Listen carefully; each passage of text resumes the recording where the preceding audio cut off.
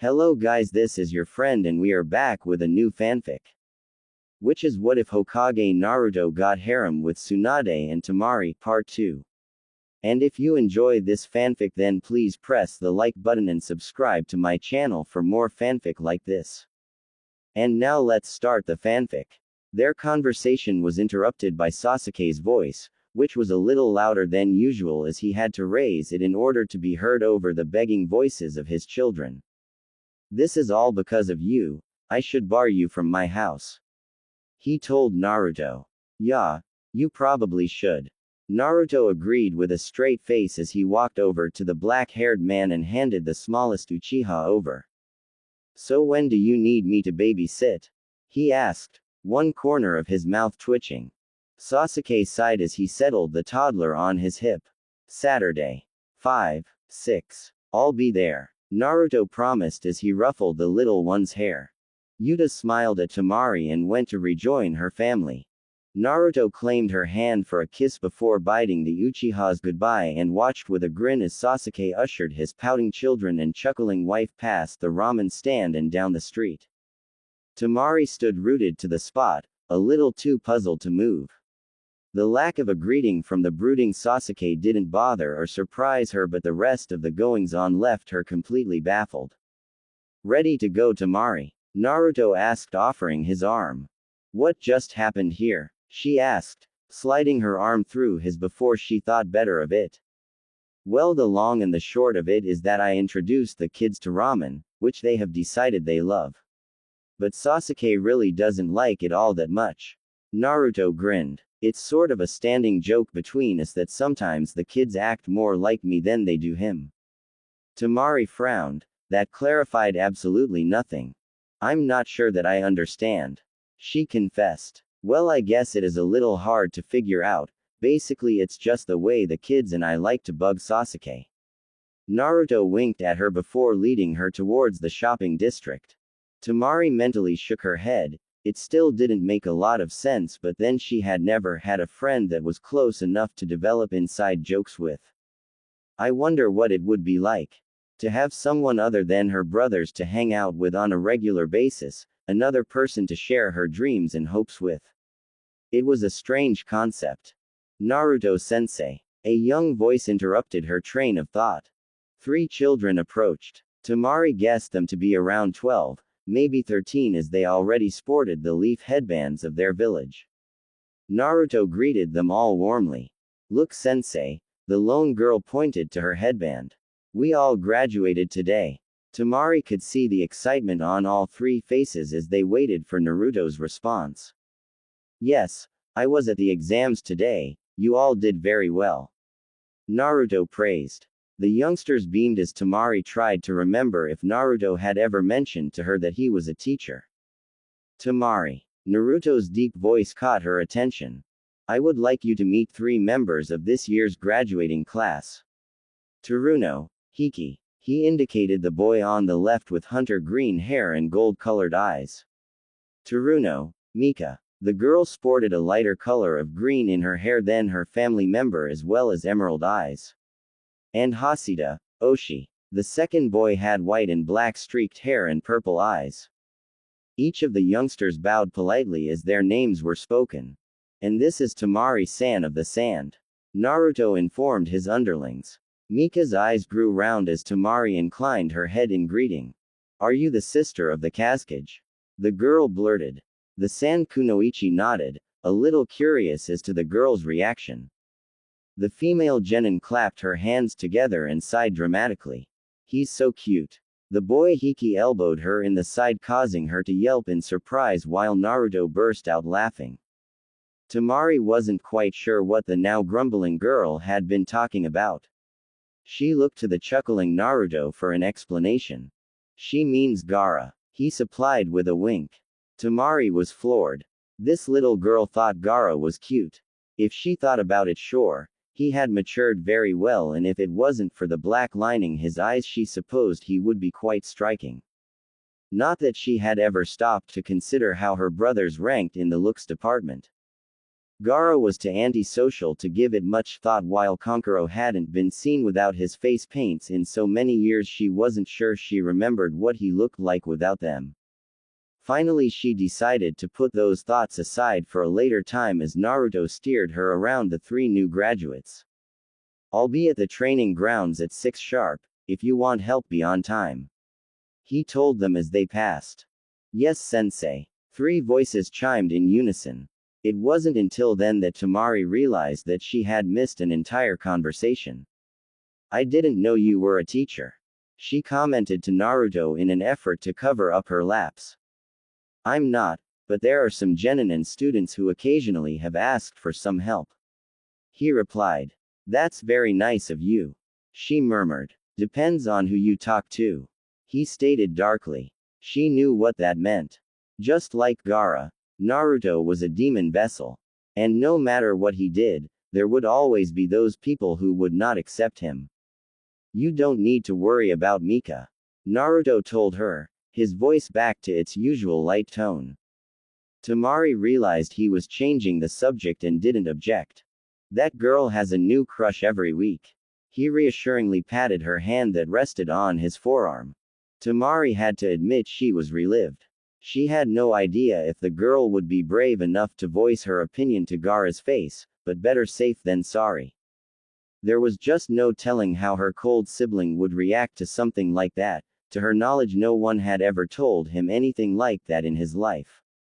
It was with a hint of sadness that she realized how closed off her whole family was.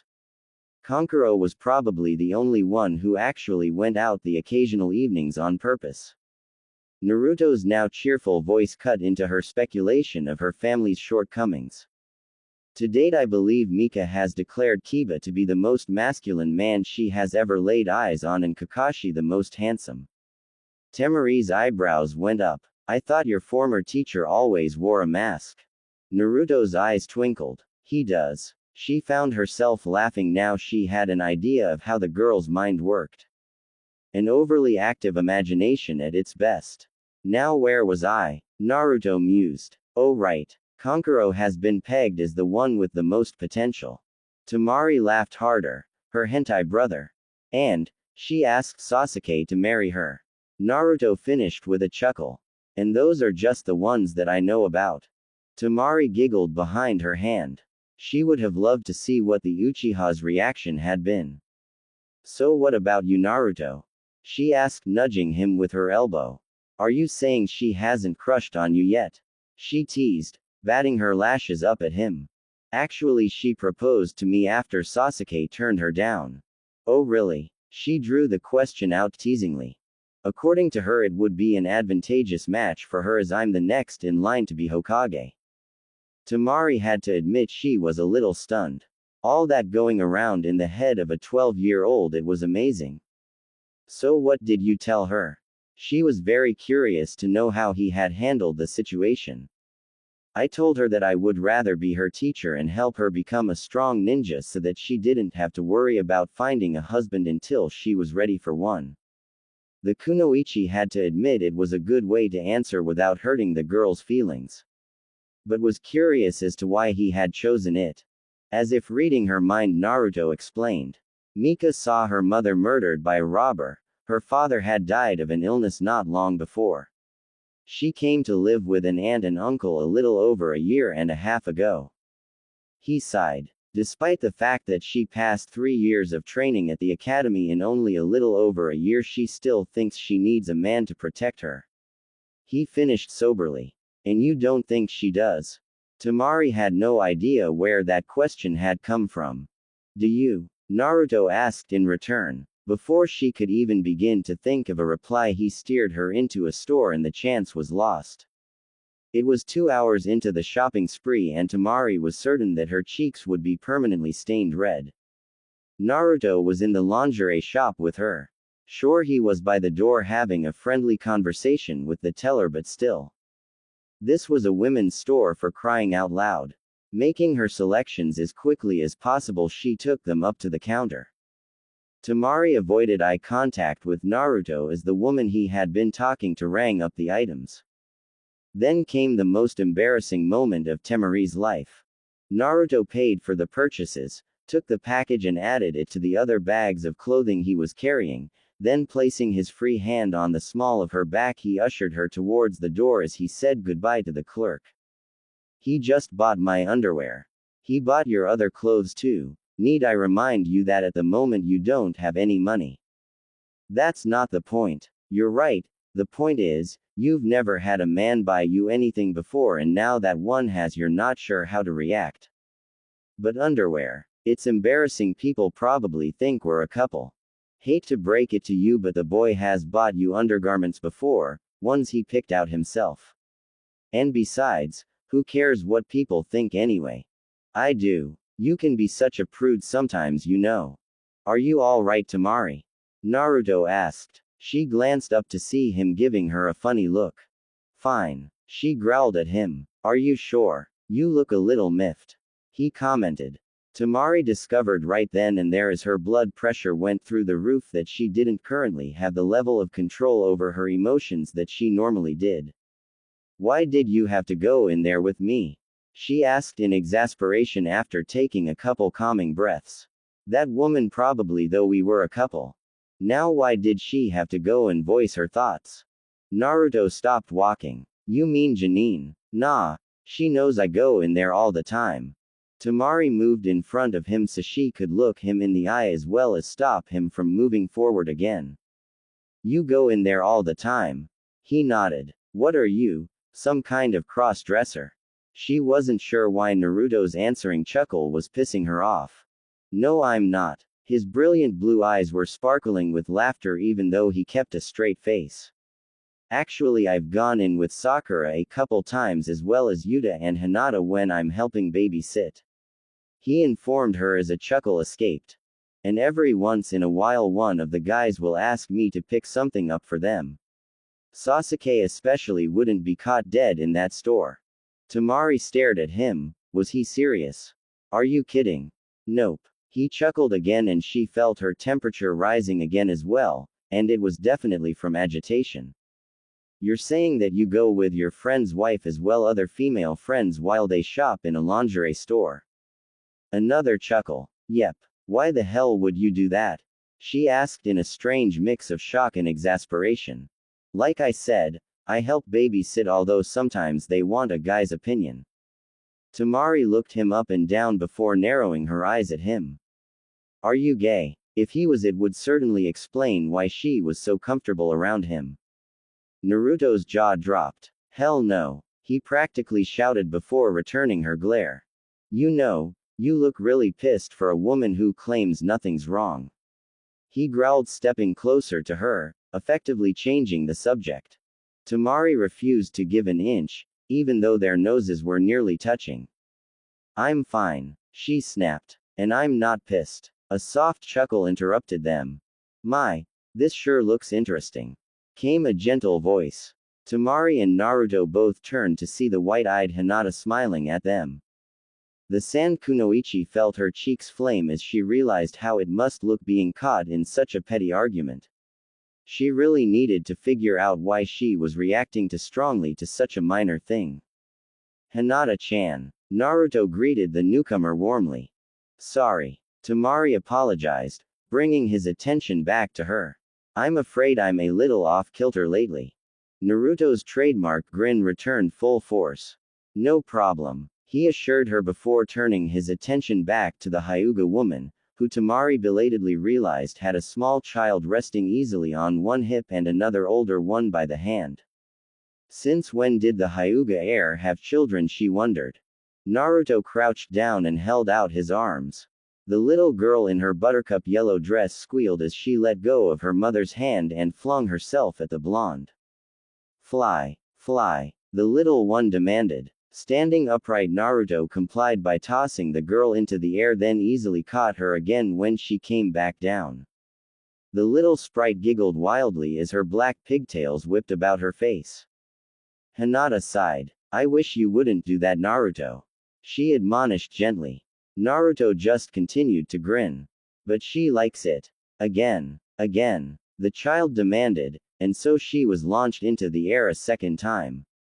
Temari could understand why Hinata disapproved. It was heart-stopping to see such a small body plummeting down towards the ground. She saw Hinata shake her head as she approached the woman before the Hyuga turned her pale eyes towards her. It is good to see you again, Temari-san. It has been quite some time since your last visit to Konoha.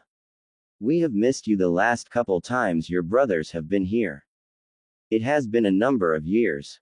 Temari agreed for the second time that day. But obligations, you know. Hinata nodded her understanding. I'm afraid I am a little further behind current events than I thought I was. Hinata-sama, I didn't know you had children. Hinata smiled warmly. Yes, these are my precious babies. The imp busy wrapping Naruto around her little finger as Shani and this little fellow. She indicated the baby on her hip. As Hashin, he's only 10 months old. Temari leaned down for a closer look at the boy. Hashin smiled at her around the hand he had stuffed in his mouth. The San Kunoichi barely noticed. She was staring into the strangest pair of eyes she had ever seen. The pupils were white while the rest of the eye was a weird kind of reflective black.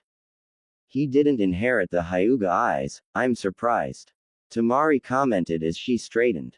Hinata chuckled. There is a possibility that he has the ability, only time will tell. His eyes are actually a combination of mine and Shino's.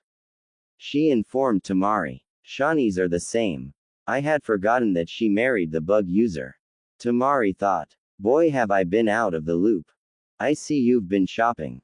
Hinata commented, nodding towards the packages Naruto had left on the ground when he picked up Shani. Yes, Naruto's been helping me. Temari folded her arms and glared at the tall blonde who was too busy playing with the little ebony-haired girl to notice.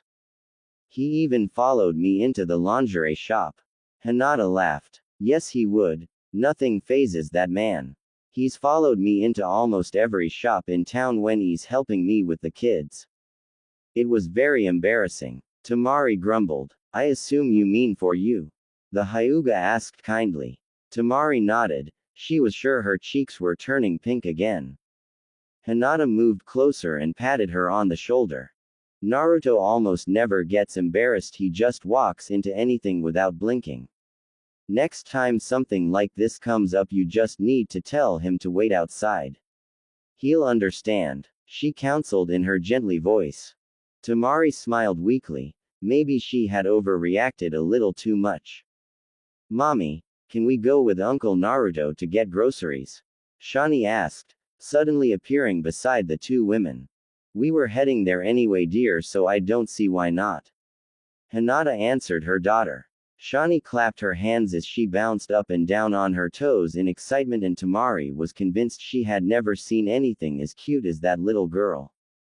Naruto walked up behind the girl smiling. Sounds fun, he stated. Little Hashin lifted his chubby arms towards the blonde man. Two. Temari mentally shook her head as Hinata relinquished her son to Naruto. What was the man, some kind of kid magnet? She watched in amazement as he once again crouched down, this time so Hinata could set Shani on his shoulders. The little girl grabbed onto his ears for balance, having obviously ridden like that before. Naruto then scooped up all of Temari's shopping bags with his left hand while balancing Hashin on his right hip. He then straightened and headed down the street. Hinata caught her staring and chuckled. He's something else, isn't he? Temari could only note as she had been struck dumb by the sight Naruto made as he strolled down the street with his load, while Shani could be heard telling him about a new dress she had gotten.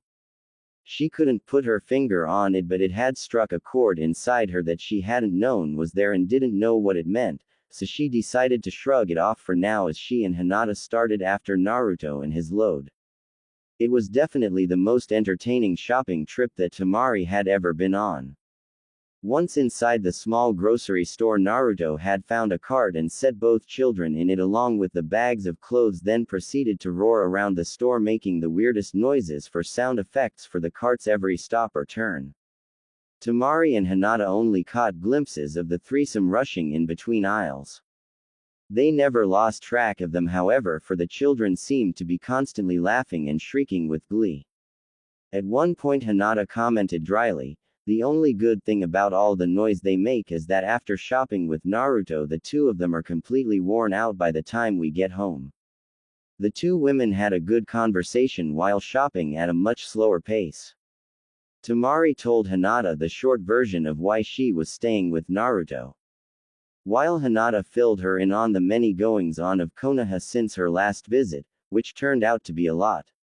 Obviously Gaara and Kankuro hadn't bothered to tell her a lot of things after their visits. The Sand Nin had to say she had never enjoyed a visit with anyone as much as she did with Hinata. The once overly shy Hyuga was friendly and outgoing and extended an invitation for Temari to come visit her home whenever she liked while in Konoha. When all was said and done, Temari and Naruto walked Hinata and her children home to the Aburame compound. Then on the way back to Naruto's apartment, Temari apologized again to snapping at him earlier. He waved her off, saying it was already forgotten. Secretly, the blonde man was glad to see the woman's temper surface, even if it was directed at him. To him it meant that she was on the way to getting back to her old self. The hammock swayed as Naruto settled down on it for the night. He was exhausted but had a feeling sleep wouldn't come easily. The reason, of course, was because he had a flaxen-haired beauty sleeping in his house, in his bed. And he was sleeping on his balcony. It didn't help that after 6 years of silence, Kyuubi had decided to start talking again, despite Naruto's best efforts to shut him up. And the kitsune seemed to really like Temari for some reason and was not keeping that fact to himself. The blonde man had to admit the whole situation was very ironic. Any other time they had been around each other, he could have made a pass at the woman he hadn't been interested in. Now that he was interested, he couldn't. Yup. He was interested all right. Hell, she liked his cooking, even if she had fallen asleep at the table part way through dinner. That has got to be the dumbest excuse I have ever heard you use. Naruto sighed. The fox was back. Go away, Kyuubi. I'm not talking to you, remember? Tough kid. I'm talking to you, so just listen. The demon snapped. You want that female, you always have, whether you admit it or not. I'm going to lock you up completely again if you don't shut the hell up. Not before I've had my say. You're not. You want a female, hell, you need a female, so go claim her already.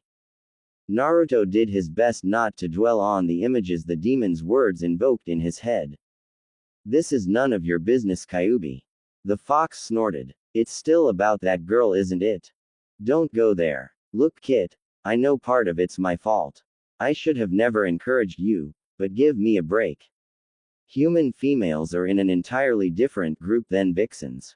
Nice excuse, furball. Hey, I told you before, just because I'm a couple thousand years old doesn't mean I know everything.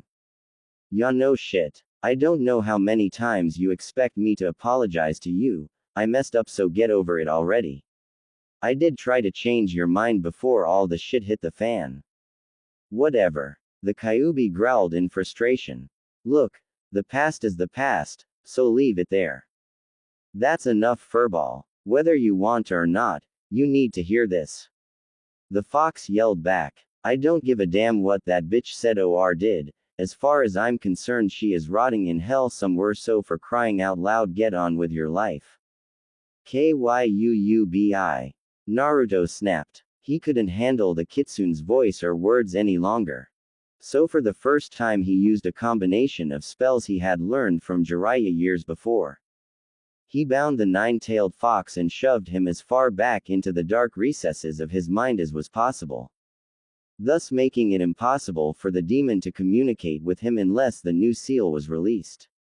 It wasn't until he was finished with the jutsu that Naruto realized that he was breathing hard and had started to sweat. Then it was like he had woke up from a nightmare. Images flashed through his mind, invoked no doubt by Kyuubi's words. It was like a photo parade of a time and place that he wanted to forget. Of a reality that he refused to acknowledge. Forcefully shoving the memories away, he tried to focus on something, anything else. An image of Temari entered his mind's eye, of her getting angry at him earlier that day. Her silver eyes flashing as she glared at him. What a glorious sight. Naruto felt his body slowly start to relax onto the hammock. The woman was dynamite. He had wanted to kiss her then, to wrap her thick braid around his hand and drag her body against his. Sighing, he shook off the image before it got him into trouble. Sure, he wanted her. That he would admit. But he would not act on it. Not only because of how he had found her but because of who he was. His fate had been sealed along with the ninetails inside of his body. He was destined to spend his life alone. In a cold, dark world that was for him alone to inhabit and endure. Sure, he could put on an outward face of happiness. He could fill his days helping others, his students, his two best friends with their children. But at the end of the day he would still be alone, and it would always be that way. Naruto sighed again. This time it was a depressing sound. Closing his eyes, he willed himself to fall asleep. He may hate his life, but when the sun came up he had responsibilities to deal with. And he would, and no one would ever know. Sometime during the night Naruto was woke from a fitful sleep by a whimper coming from his bedroom. He lay still for a couple minutes listening as silence fell once again. He didn't want to act without sufficient cause. When no further sounds came from inside the building he once again closed his eyes. He had nearly nodded off again when a soft cry sounded, louder than the first one had been. Knowing he wouldn't be able to go back to sleep now until he was sure that everything was alright, Naruto slid quietly out of the hammock, then padded silently through the apartment to the bedroom. Temari had left the door open and he could see her small form lying in the center of the bed. Her long flaxen hair lay unbound across his pillows. Moonlight filtered through the window, giving the sleeping woman an unearthly glow. If it wasn't for the knit brow and the occasional jerk of her hands or head, she would have been the picture of serenity. Moving to the side of the bed, he watched her intently, trying to decide if he should wake her or not. Although she didn't appear to be having an all-out nightmare, her dream did not seem to be a pleasant one. Temari, he whispered, still not sure if he should be disturbing her. The kunoichi's head turned slightly towards him. Naruto. Yes. Her hand reached out towards him and he grasped it gently and gave it a light, reassuring squeeze. There you are, she whispered. It was hard to tell with the shadows, but Naruto thought she smiled at him. Then to his surprise she pulled him down, face first onto the bed. Finding himself in a very uncomfortable position, being only half on the bed, he twisted his body so he could bring his legs onto the mattress, thus he ended up lying beside her. Naruto had barely straightened when Temari rolled and snuggled up to his side, wrapping an arm around his waist and burrowing her face into his neck. He froze. Her body was pressed so close to his that he felt her take a deep, slow breath. Much better. She breathed against his skin. His body had automatically tensed as soon as she touched him, and her words didn't help the tension level at all. Then he started to doubt that she was even awake and knew what she was doing. Waiting with bated breath, the blonde man held perfectly still, bracing himself for the moment that she became completely alert and pulled away from him and demanded to know what he was doing on the bed with her.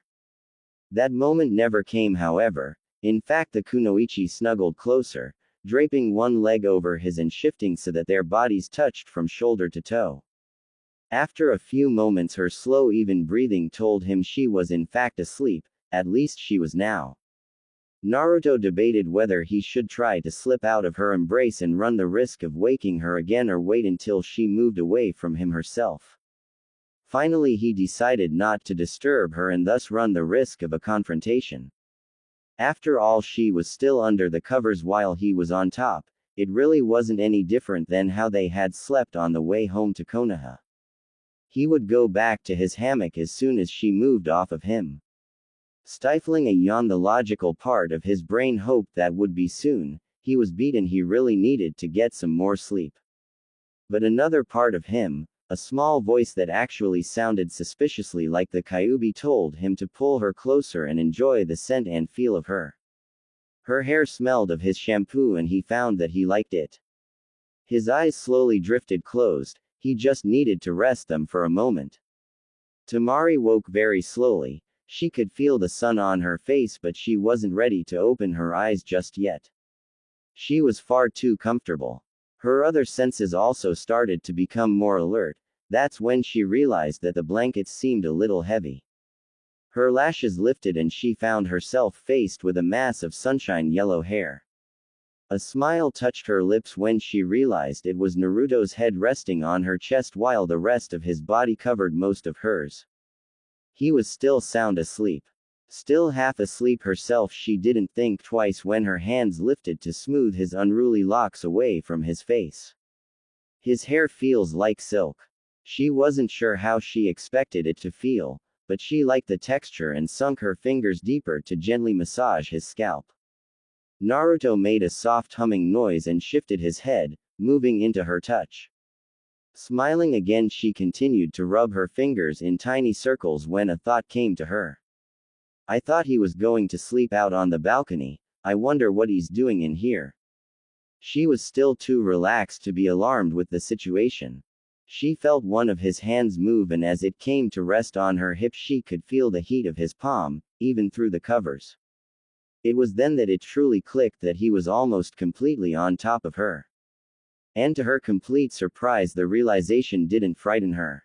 I wonder why this isn't bothering me, she mused. Perhaps it's because I've slept this close to him before. Granted, it was in a slightly less intimate position, but still. Her lack of reaction to their close proximity was actually starting to bother her more than the actual proximity. She was still trying to decide if she should be reacting differently when Naruto yawned and stretched his back. The movement caused him to move more onto his stomach, thus covering more of Temari with his body. His head rolled so his chin now rested on her bone. It didn't look to be a very comfortable position for his neck, but his eyes remained closed and he mumbled something under his breath. I think I really should be doing something about now, she told herself. But she was too comfortable to move, and she had to admit that she felt safe lying like this. Her hands slid from his hair and skimmed the sides of his face until her fingers came to rest against either side of his jaw. She watched his eyelashes flicker but remained closed. Temari found herself chuckling to think all this time she thought that Naruto was a morning person. Trying to sleep here, he mumbled. The pout on his face was priceless, causing the kunoichi to giggle. Brilliant blue eyes flashed as Naruto finally decided to open them. She smiled. Good morning, Naruto. Mornin'. Sleep well. Very. A slight smile curled the corners of his mouth. You. Like a baby, she assured him. Both fell silent, simply basking in the early morning sun that streamed through the window and enjoying the quiet moment between them. Temari stretched slightly and Naruto pushed himself up onto his elbows. I'm probably crushing you, he mumbled as he slowly moved onto his hand and knees. Not at all, I was quite comfortable, she assured him, running her fingers along his jaw as he moved away from her before letting her hands come to rest on her stomach. He smiled down at her and Temari's still sluggish mind absently wondered if he was close enough to kiss her, and if she should ask him to. He runs away laughing. Merry Christmas everyone, I hope you like the Cliffy. He smiled down at her and Temari's still sluggish mind absently wondered if he was close enough to kiss her, and if she should ask him to. What time do you have to be at the training grounds? She asked instead. Her voice remained soft. Her eyes strayed down his mostly bare body as the words left her mouth, admiring all the hard muscle that covered his chest, arms and legs. Even though they were no longer touching, she felt like she was still surrounded by his body, with his hands on either side of her and one knee resting between her legs. I wonder what his skin feels like. Naruto's voice drug her back from her inspection. I don't have to be there until 6. He was giving her a lopsided grin as if he knew what she was thinking as she stared at him. So that gives me. Her eyes followed his to the alarm clock sitting on the bedside table. The digital numbers read 5:45. 15. His eyes went wide. Shit. He abruptly rolled away from her and ended up falling off the bed. Temari sat up, completely forgetting about the intimate moment that had been interrupted as she moved to peer over the edge of the mattress where Naruto's head suddenly popped back up and he scrambled to his feet. "Sorry, babe," he said as he leaned down and brushed a quick kiss across her cheek before dashing to his closet to grab clothes. He then slid across the hall and disappeared into the bathroom. Temari found herself frozen in place. One hand came up to gently touch the spot where his lips had landed. Did Naruto just kiss me? She was too stunned to answer herself. The thought that she had almost asked him to kiss her on the lips didn't have time to surface because she was distracted by a startled yelp coming from the bathroom. The sound made the girl grin as she realized that Naruto must have stepped into a cold shower. Grabbing a second pillow from beside her own, she propped it behind her so she could sit up and watch the show. She decided that it would probably be very interesting. Glancing at the clock, it now read 5:47. At 5:51 the bathroom door banged open and Naruto emerged, halfway through pulling on his black t-shirt which, once in place, clung to every plane of his still damp body. His hair was also still dripping wet. Temari did her best to keep a straight face as he rushed out of sight into the living room. She could hear him running around the apartment, muttering to himself. It seemed like only a moment had passed when he reappeared inside the bedroom to grab a weapons pouch that lay on the dresser. "I'm turning into Kakashi," he muttered mostly to himself as he headed back out the door. 5:55. His head instantly popped back around the corner. "I'll see you for lunch, okay?" Temari managed a smile and a half wave of her hand before he disappeared again. She heard the door slam and looked at the clock. 5:56. Silence reigned for about 2 minutes before Temari burst out laughing and flopped back onto her pillows. She couldn't remember ever seeing anyone get out of bed and ready to go that fast in her life. Not that she had seen a lot of people get out of bed. Her personal contact with others was mostly limited to her brothers. On her missions or during her duties in Suna, she focused on getting her work done as quickly and efficiently as possible. The people she was helping were in some ways barely background noise. She continued to chuckle as she replayed the morning's events through her mind. She suddenly sobered as she recalled her own actions, or rather lack thereof. Frowning, she stared up at the ceiling. Last night she had gone to bed alone. She didn't recall waking up at all during the night, and then this morning she had opened her eyes to find a man sleeping on top of her. So why wasn't she upset? Hell, she would have brought the roof down on anyone's head who had even tried to cozy up to her in the past. In fact, she had been known to break a couple wrists and arms that were attached to wandering hands. But that was before that had happened. Now she should be even more wary, so why wasn't she?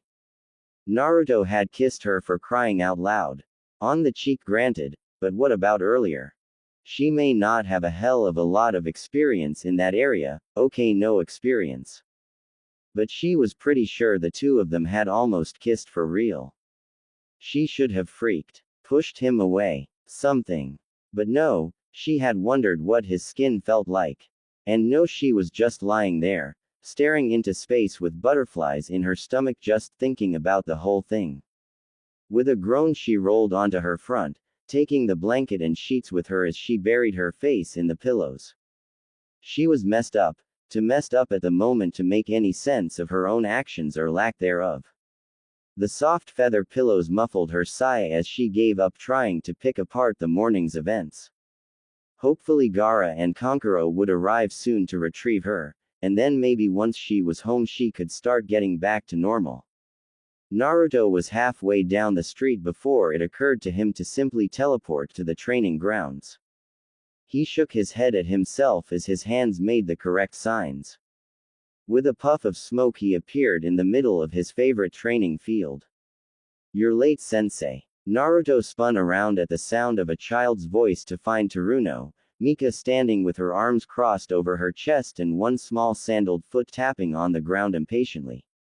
"I'm not that late," he informed her with a chuckle when a quick glance around the area revealed that she was the only one present. "You are 2 minutes and 26 seconds late." the 12-year-old declared after consulting her wristwatch. Naruto walked up to her and patted her on the head, mostly because he knew she hated it. I didn't mean to be late, sorry for making you wait for me. He suspected that the girl was more worried than angry. Even though she tried not to let it show, he had noticed a long time ago that she was very insecure and had an understandable fear of losing the people she cared about. The blonde man hoped that with time she would get over that fear. So where are your cohorts? He asked, changing the subject. The green-haired girl shrugged her petite shoulders. Oshi's parents wouldn't let him out this early and Hiki was still sleeping when I left. You didn't wake him up? Naruto raised a brow in query. I'm not my cousin's keeper. Mika huffed, her jaw set mutinously. Naruto suppressed a chuckle. I wonder if I looked like that when I had someone asking me questions that I didn't like. He wondered for a moment, because it wasn't the first time that the girl had reminded him of himself and he was pretty sure that it wouldn't be the last. All right then, are you warmed up? The girl practically started to bounce. Yes, sensei. Then let's see if you've been improving. With that said, he stepped back several paces and fell into a fighting stance. Mika clapped her hands in glee at the prospect of showing off her talents. The girl barely set herself before rushing at him, a fist aimed for his head. Sidestepping, he grasped her arm and used her momentum to flip her into the air. Her recovery was quite impressive. Twisting her body around, she managed to land on her feet, even though she skidded a little over a meter before coming to a complete halt. She glared at him through her bangs, emerald eyes flashing. You're into much of a hurry. He pointed out as he mirrored her stance from earlier and folded his arms across his chest. He gave her a meaningful look before turning his back on her, looking around the training field like he didn't have a care in the world. Naruto knew the action would make the young cadet mad, it always did. He heard her growl under her breath before she attacked again. The next half hour proved that the girl was indeed improving, but she was very impatient. She so reminds me of me. He mused, hiding a smile. They were interrupted by Hiki, who finally arrived and yelled at his cousin for leaving without him. That of course started an all-out fight between the two. They were far too alike for either one of them to back down. Naruto finally broke them up and set them to work. Other youngsters continued to show up, so by the time Kakashi made his appearance at just after 7, the blonde was directing 9 pupils. Multitasking again, are you? The silver-haired Junin commented casually to his former student as he came to stand at the younger Mon's side and took a moment to look over the talents of the newest generation of Konoha ninja. More like refereeing. Naruto replied, a wry smile touching his lips. Sounds familiar. Kakashi remarked, his visible eye crinkling. It's an interesting group you have here. A little this, little that, so I hear you've been asked to be a teacher again. The younger man stated. I have, and turned it down, Kakashi stated simply. Naruto gave him a strange look. Why, you're a really good sensei. Kakashi smiled. A sensei who failed every single team sent to him before you, Sakura and Sasuke, came along. That's because we're amazing, Naruto informed him with a cheeky grin, which earned him a light thump on the head. Seriously though, why not? I have other things I'm working on. Besides, after having an Uchiha genius, the Hokage's apprentice as well as the future Hokage as students, I'm afraid any new ones would be a disappointment. Naruto chuckled at Kakashi's bland reply. How about when Sasuke's boy graduates? Who would be better than you to teach him how to use the Sharingan? Kakashi sighed. Ask me again in 3 years or so. So are we going to stand around all day or are we going to spar? The copy nin asked. I don't see any brawls I need to break up, so let's go. Naruto shrugged out of his vest as he turned to move farther away from the children. His shirt was stripped off as well. Naruto preferred to have the least restriction possible when he worked out. Kakashi trailed after him until they were both a safe distance away from where the other occupants of the training grounds were working. The two Junin finally turned to face each other. Their stance is more that a two friends having a conversation, the two opponents squaring off. Kakashi had his hands stuffed into his pockets while Naruto's rested casually on his hips. They stood silently taking each other's measure. Then as if on cue they both vanished from sight. The sound of metal striking metal echoed off the trees as the two reappeared. Naruto wielded a single kunai in his right hand that Kakashi currently had captured by scissoring it between two of his own. Naruto's left fist struck at Kakashi's stomach, but the copy nin saw it coming and forced their locked hands down. One brought one knee up, effectively blocking the punch. Using the momentum, the Kitsune vessel brought his left leg up in a roundhouse kick aimed for the silver-haired man's head. The kick was blocked as well, but Kakashi was forced to release the hold he had on the blonde's kunai. The two pushed away from each other, Naruto grinning like a Cheshire cat. He had finally had a good night's rest and he felt good. For the next hour the two Junin clashed in a no-holds-barred session. Although they mainly used taijutsu, there was no shortage of genjutsu and weapons usage. Kakashi even resorted to using several tag bombs at one point to flush his former student out of hiding. Naruto was in his element. Fighting was the one thing he did really well, and he could forget about everything else and just lose himself in the anticipation of the moment. It was his stomach growling hungrily that pulled him out of his single-minded fighting mode. Until then he hadn't realized that he had missed breakfast. Ducking a shuriken, he mentally shrugged. Oh well, I'll just have to eat more at noon. Having an empty stomach in no way hampered his fighting ability. I need to pick up Temari for lunch. I wonder if she'll want to go out. I should have asked. She might want to stay in. Stay in. Stay in. Stay in. Why? Then you can finish what you started this morning. What the hell are you talking about? Come on, you were so putting the moves on her. I was not. Oreally. What would you call snuggling on top of her? I was sleeping. How about when you kissed her? I know you were awake then. Kakashi went low, trying to kick his feet out from under him. Naruto did several back flips to distance himself and landed in a crouch. I kissed her. When? Arg. Moron. Trying to remember when he had done this so-called kissing, he played the early morning's events over in his mind. Images flashed, and he suddenly froze. No way. He never saw the blow coming. Kakashi's fist connected with his face. The force sent him flying backwards to skid across the ground on his back. It barely registered in his stunned brain that he was now sprawled on his back, staring blankly into space. He had kissed Temari. Hell, he woke up on top of her, for crying out loud. Granted, he had barely been coherent at the time, she must have been half asleep herself. He decided otherwise. He was sure that he would have been sporting some very big lumps and bruises on his person. Groaning, he mentally hit himself in the head. Oh God, I treated her like it was the morning after or something. Well, now that you've had the morning after thing, you need to backtrack and do the night before the morning after.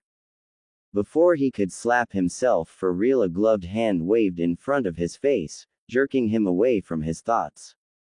Looking over, he saw Kakashi crouched down beside him with a questioning look in his one eye. I didn't hit you that hard.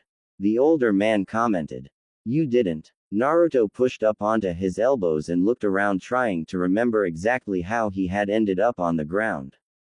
Kakashi gave him a hand up. You feeling alright, kid? He asked as Naruto regained his feet. After rolling his neck and shoulders, Naruto nodded. Must have gotten distracted. He mumbled as he brushed dirt off of his body. Oh man, I better apologize to Temari. She's probably upset with me. He shook his head at himself for doing something so stupid. Completely oblivious to the fact that his former sensei was still watching him closely. Maybe she'll be mad. Mad would be nice. I can handle mad. Looks like your students are rioting. Kakashi commented, once again dragging the blonde away from his thoughts.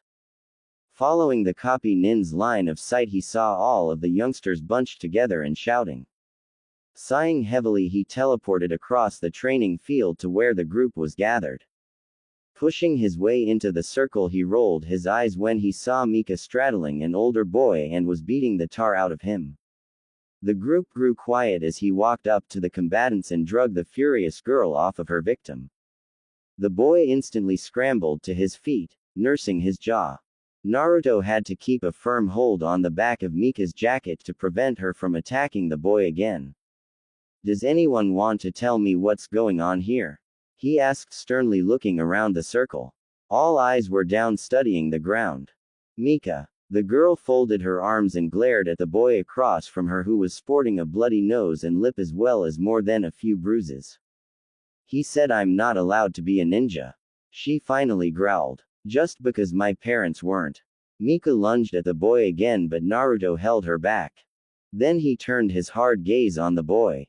"Toya." The boy blanched and shifted, uncomfortable. "Is this true?" "I was just kidding," Toya mumbled as he shifted his feet nervously.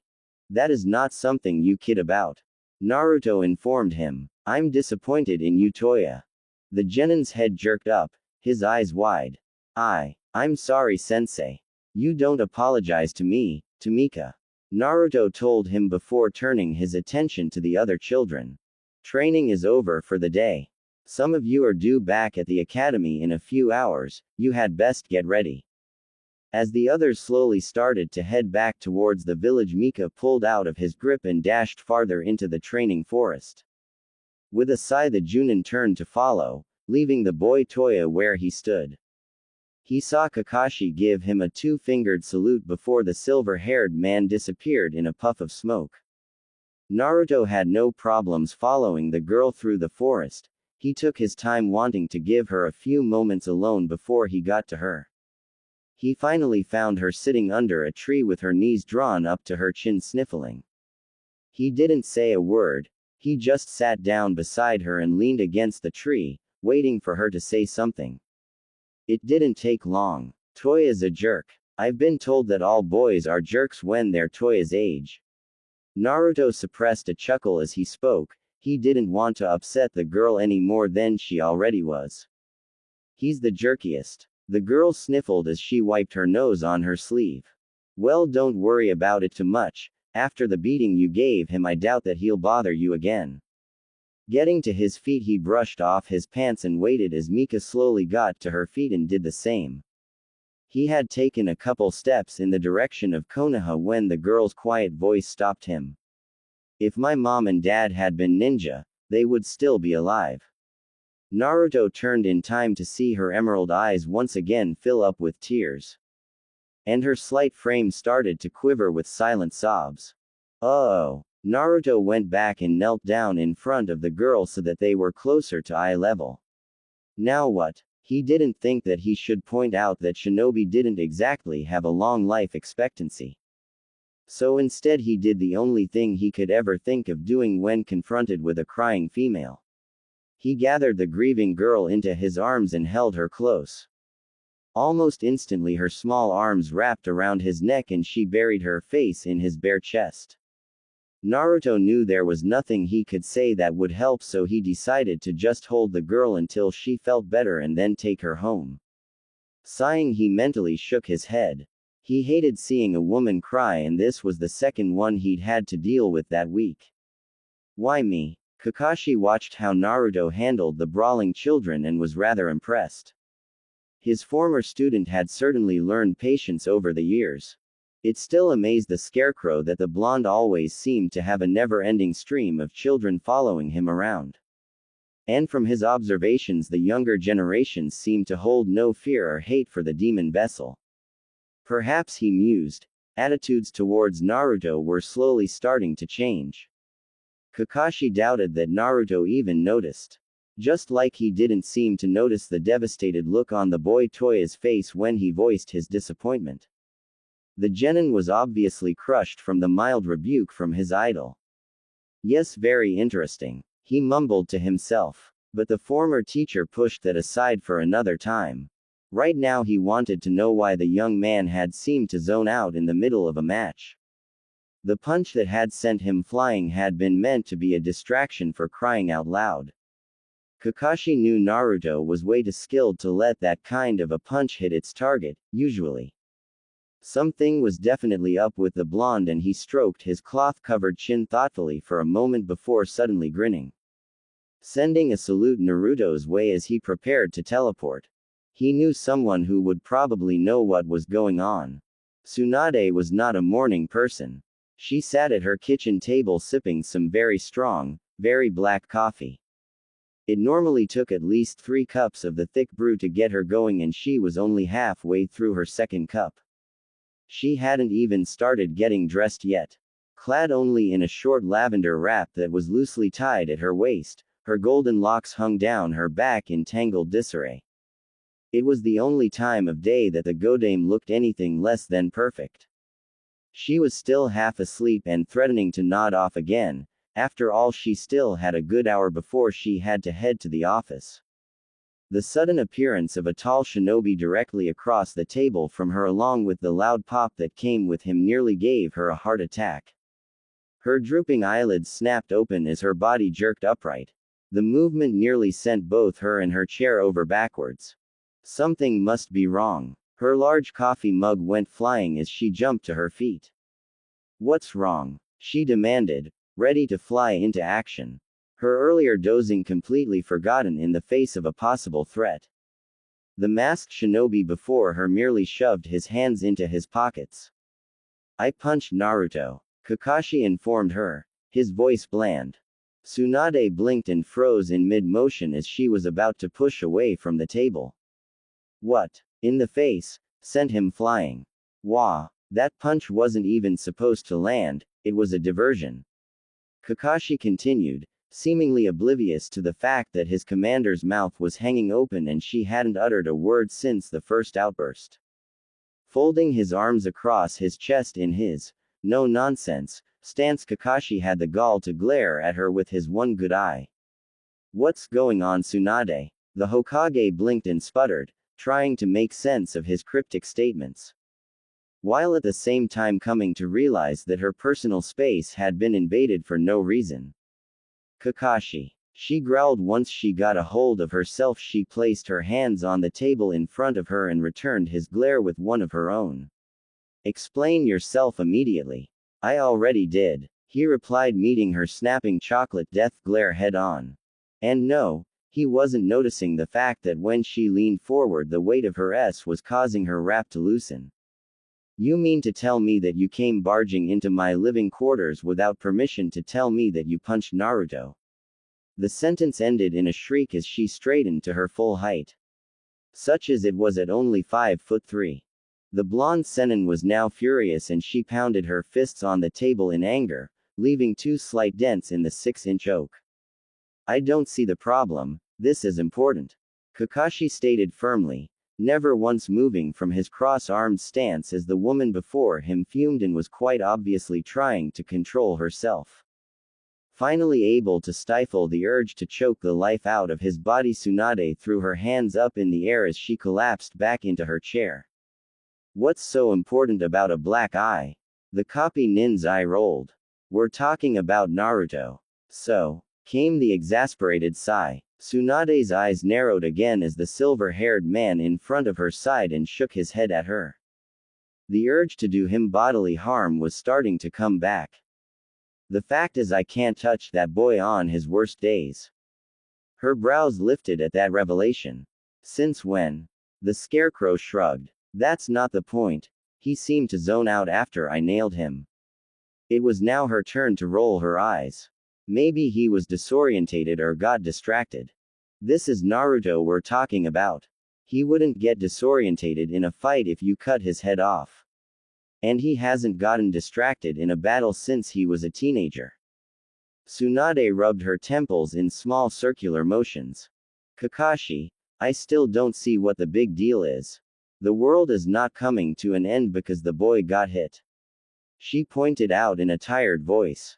For a moment she entertained the thought that maybe it was Hitaki, Kakashi, who had got hit in the head, and maybe she should check him for a concussion. His trail of logic was definitely working below its normal level of operation. But before she could decide if she should give him a checkup or simply knock him out and take him to the hospital, his voice interrupted her. "Something is wrong with the boy. And I want to know what it is. And how the hell should I know what it is? Tsunade asked in exasperation. You're the one scheming and meddling in his life, so you should know. Kakashi's normally bland voice held more than a hint of irritation. That was it for the blonde woman. Heedless of her state of dress, which was starting to slowly slide more to the state of undress without her noticing, Tsunade got to her feet and stalked around the table so she stood directly in front of the tall man. Because of the 9-inch difference in their height, she had to tip her head back to keep eye contact with him. For your information, mister, barge in at an ungodly hour. She poked him in the chest with one long manicured finger. I have no more of an idea of what's going on in Naruto's head than you do. Poke. And for the record, I'm not scheming or meddling, I'm attempting to match make and nothing more. Poke. So the next time you have something to talk to me about that does not include a life or death situation, I suggest you wait until I'm in my office. Poke poke. And if you ever enter my quarters without permission again, I will fry your. Her eyes sparkled dangerously. Do we understand each other? Perfectly, Hokage-sama. With a puff of smoke he was gone. I could have sworn you were smiling when you said that, Kakashi. Tsunade growled to the now empty room. After taking several calming breaths, she turned and went in search of her coffee cup. She found it on the floor on the far side of the room in about 10 pieces. While staring down at what had once been her favorite smiley face mug, she realized that the front of her wrap had fallen open and was showing off more than a little skin, as the light purple material was barely covering her S. She refused to blush as she straightened the cloth and tucked it back into place. She wasn't ashamed of her body, quite the opposite in fact, and the man had barged in of his own accord.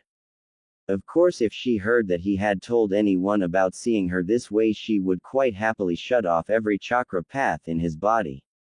Once everything was back in its place, she went in search of a new mug only to discover that she was out of coffee.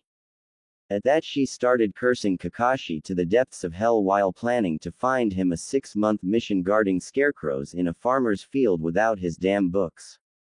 Kakashi casually strolled away from the Hokage tower, his hands in his pockets while his mask hid the grin on his face. Mission accomplished. Naruto was feeling pretty good as he climbed the stairs of his apartment building.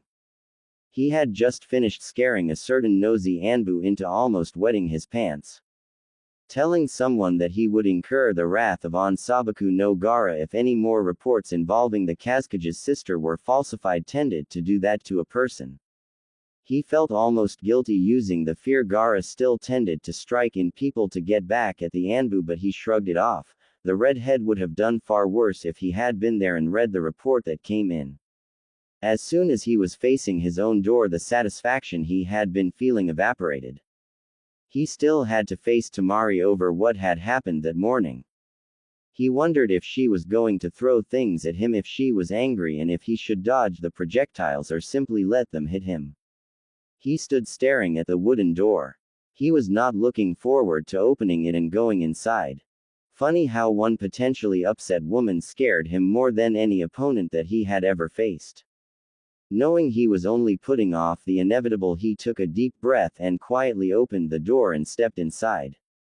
After turning and closing it without having any shouting or deadly projectiles sent his way, he slowly turned and came face to face with a sparkling wall. Why were the walls of his apartment shiny? Looking around as he stepped farther inside, he didn't see Temari, but every visible surface he could see was sparkling clean. Had his walls ever been that white? Naruto always kept his place relatively clean and tidy, but this was. He wasn't sure there was even a word for this. Immaculate didn't seem to do it justice. For a moment he felt like he had stepped into the Twilight Zone, into an alternate reality of his home. Then Temari appeared from the bathroom looking rested and in good humor. "Hi Naruto, welcome home," she called cheerfully. Wait, cheerfully? Why was she cheerful? She was supposed to be mad at him or upset or something. Not welcoming him home. Had anyone ever spoke that phase to him before? Completely bewildered, he trailed after her and leaned against the kitchen counter while still looking around the spotless apartment. Temari. Turning towards the woman, his voice failed when he saw that she was busy scrubbing the sink. Now this is really getting weird. It wasn't that she was cleaning exactly. After all, most kunoichi somehow managed to juggle both work and the managing of a household. It had more to do with the reality that it was his house that had been cleaned and the fact that he had never seen Temari do anything but beat the shit out of other people. Until this last week, of course. Seeing her in a more domestic role took a little getting used to. "Whatcha doing?" he finally asked teasingly as he turned and propped his elbow on the countertop and rested his chin on his hand. He couldn't help but stare at her. The shock was starting to wear off and she just looked so cute the way she was fiercely scrubbing the steel sink. Her bottom lip caught between her teeth in concentration. "Just tidying up a bit," she replied, turning on the faucet to rinse out the sink. His eyebrows went up. "Just tidying. Temari, my apartment didn't look this good new." Her flaxen head snapped up and her silver eyes scanned the rooms. "I guess I did get a little carried away," she admitted. A faint blush touched her cheeks. "I was just going to tidy up a bit." Naruto chuckled. "Well, I really appreciate it. The place looks great." Temari barely seemed to hear him. Her brow furrowed slightly as she continued to peruse her handiwork. "I don't know what came over me. I never do housework." Not having a clue what to say to that statement, Naruto decided to change the subject. "Well, since you worked so hard to get the place like this, let's not mess anything up just yet. I'll take you out for lunch." Her silver eyes finally rested on him and she gave him a funny look. "You mean it's only noon?" "Closer to 1 actually, but yeah. Strange. It felt longer." She mused for a moment before shrugging. "Oh well." Temari dried off her hands, then they moved to the door.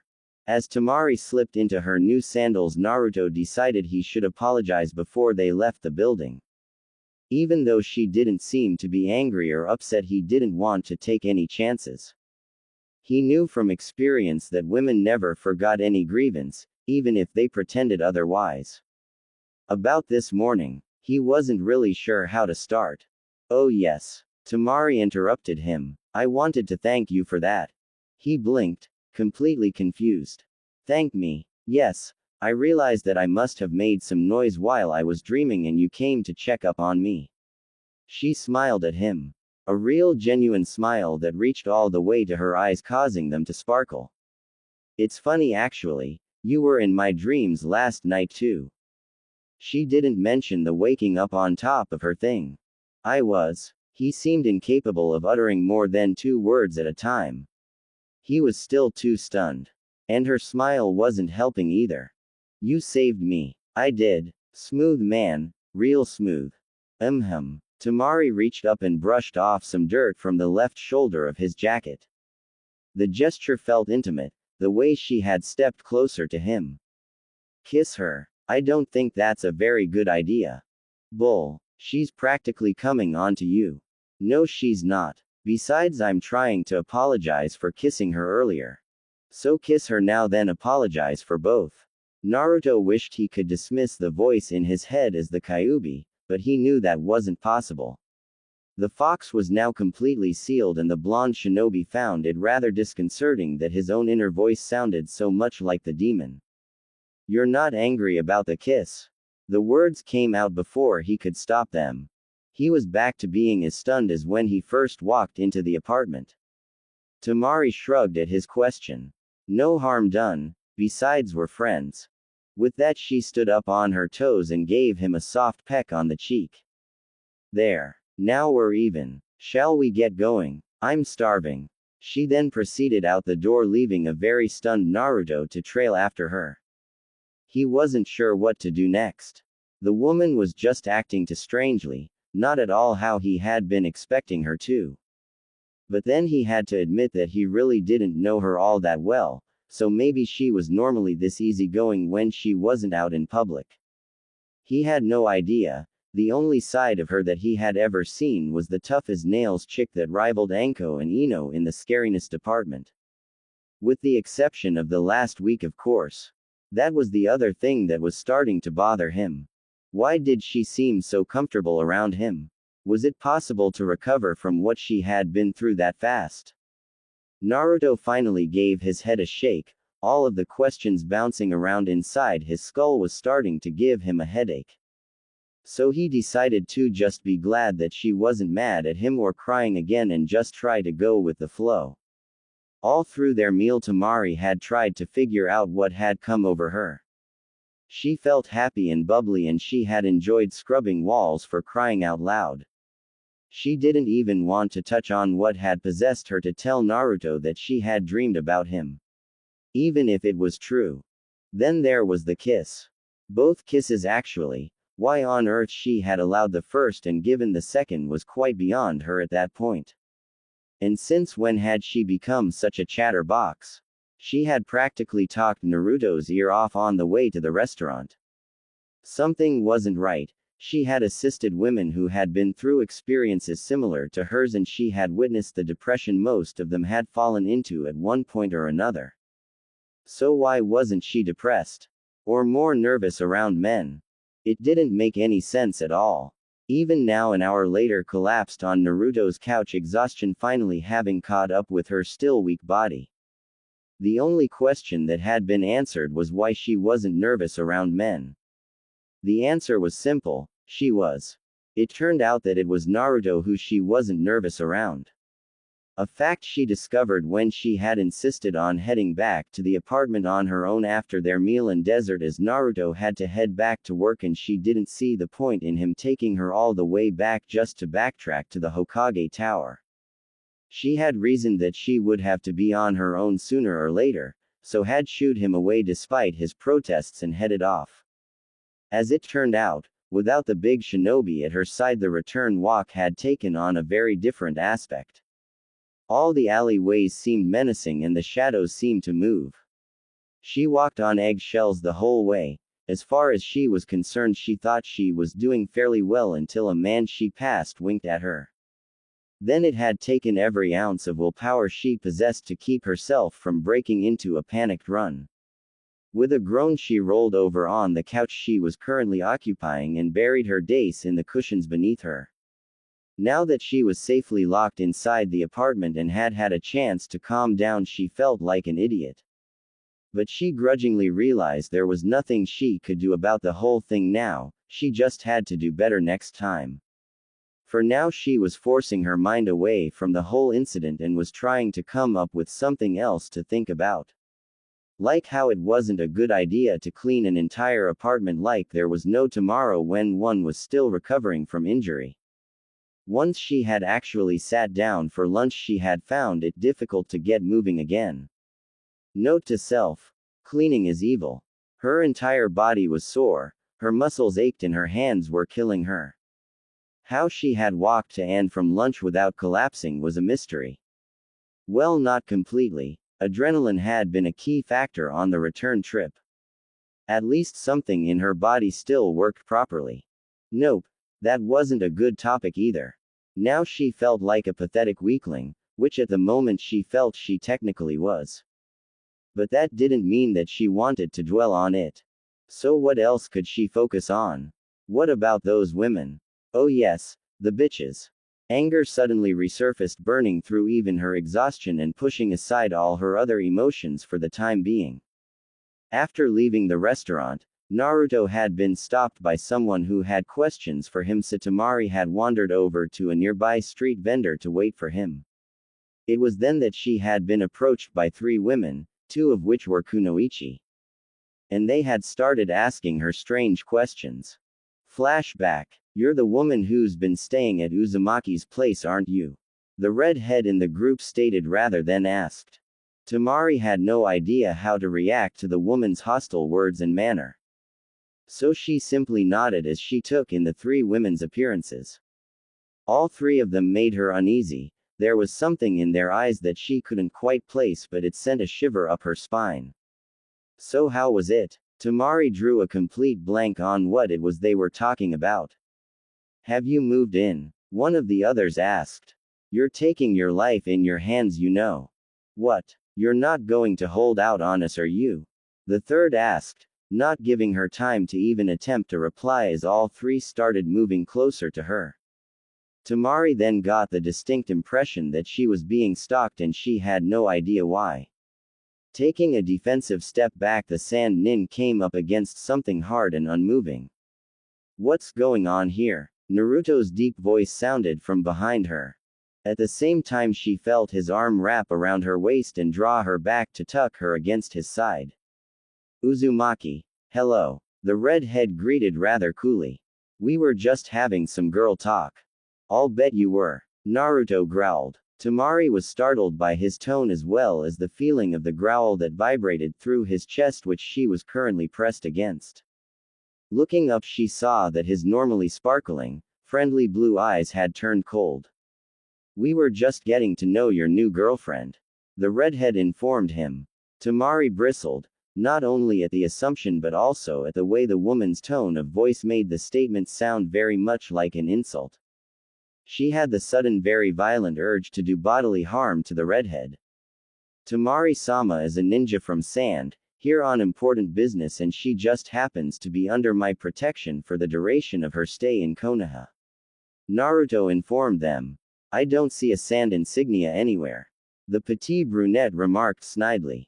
It wasn't until that moment that Temari noticed the loss of her hitai that she usually wore around her neck. Nice try, Uzumaki, the redhead snorted. Why didn't you just call us? Naruto pulled Temari closer to his body just as she felt herself really starting to get mad. Bodily harm didn't begin to describe what she wanted to do to that woman. Even if I would allow you inside my house, there is no longer a reason for you to want to be there. Naruto stated coldly as he started steering Temari away from the strange threesome. What the is that supposed to mean? The redhead spat, stepping into their path. Temari hit her limit. She was about to pull away from Naruto's grasp and beat the shit out of the woman and take a great deal of pleasure doing it too. There was no way in hell she was going to let someone talk like that to someone she cared about. The bitch was going down. The arm around her waist tightened, preventing her from moving from the big blonde's side. Kyuubi's gone, Naruto stated flatly before brushing past the stunned women and heading off down the street, dragging a still angry and now slightly confused Temari with him. Damn jackals, he muttered when they were out of earshot. His long legs ate up the ground and Temari found herself practically being carried by the strong arm around her waist. It was a few moments before she managed to speak. Naruto, could you slow down a bit? She asked quietly, the anger having left her just as quickly as it had come. He stopped abruptly and released his hold on her, allowing her to step back. Sorry, he mumbled. Who were they? She asked, still a little flustered from that whole encounter. Kyuubi's fan club, he growled before started off again, this time at a slower pace. Temari quickly followed him. You have a fan club? She asked. She found the thought rather odd, especially considering how hostile Naruto and the three women had acted towards each other. Not me, Kyuubi. She glanced up at him and noticed that his jaw was clenched tight in anger. But his comment puzzled her. But the Kyuubi is inside you, doesn't that make you basically one and the same? She asked. She knew that her brother had merged with his demon and was under the impression that Naruto had done the same thing. We may be in the same body, but that doesn't make us the same. He growled, causing Temari to flinch slightly at his harsh tone. But I thought you had merged with him. For a while, a long time ago. But not anymore. I sealed him, he's no longer around. Oh. For some reason Temari found that last bit of news almost sad. She wasn't really sure why. There was certainly nothing in his tone of voice to indicate that he wanted it any other way. So what exactly is a Kyuubi fan? To put it bluntly, it's someone who wants to get ed by a demon. Naruto spat out the words like they left a bad taste in his mouth.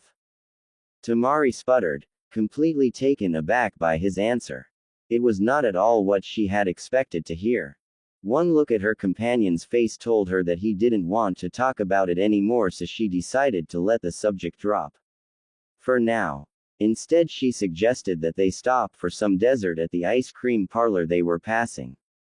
End flashback. Even now, the reminder had Temari's hands itching for her lost giant fan. Suddenly bursting with pent-up aggression, the flaxen-haired Junin surged to her feet and started pacing across the apartment.